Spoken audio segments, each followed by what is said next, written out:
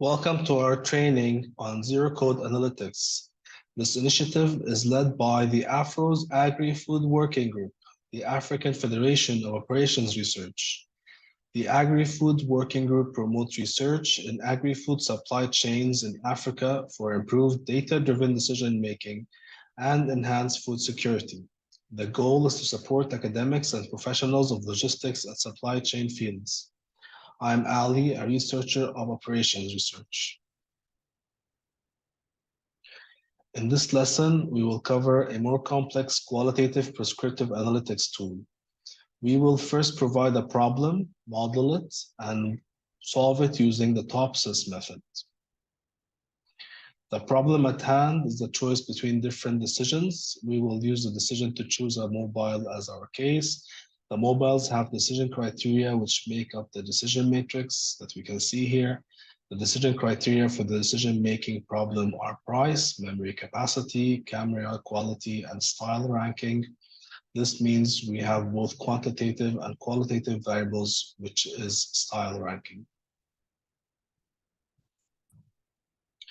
We will introduce TOPSIS, technique for order preference by similarity to ideal solution. Selects based on discrepancy to the ideal.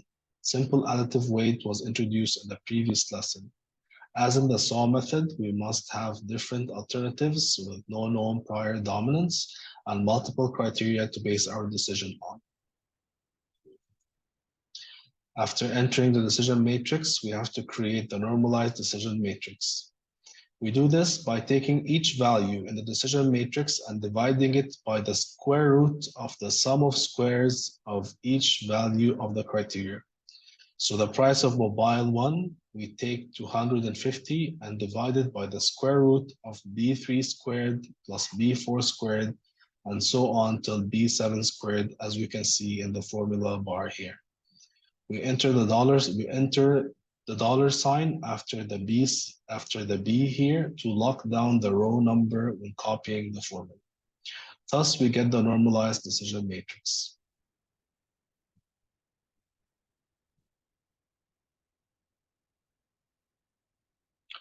Now, let's say that as decision maker, I have preference over the criteria we are making the decision based off. Simply add the weights, which must add up to 1, and multiply them by the normalized decision matrix value. This will give us a whole new scale called the weighted normalized decision matrix.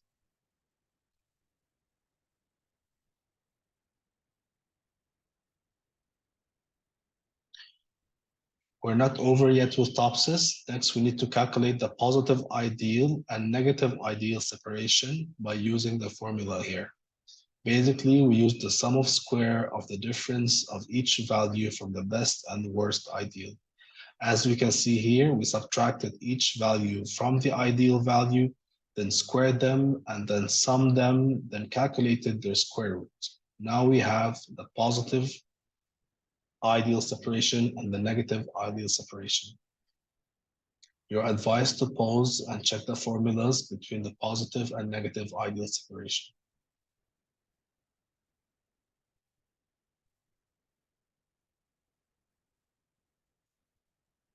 Finally, we calculate the closeness parameter, which will give us the final ranking. The closeness parameter is the negative ideal separation divided by the sum of the PIS and NIS. We can see that here mobile 4 ranked highest, where in the SAW method mobile 3 ranked highest. You now have two qualitative decision-making tools to help decide between alternatives, SAW and previous lesson, which is simplest, and TOPSIS, which is one of the complex tools. You should use both and present them to the decision maker to base their decision.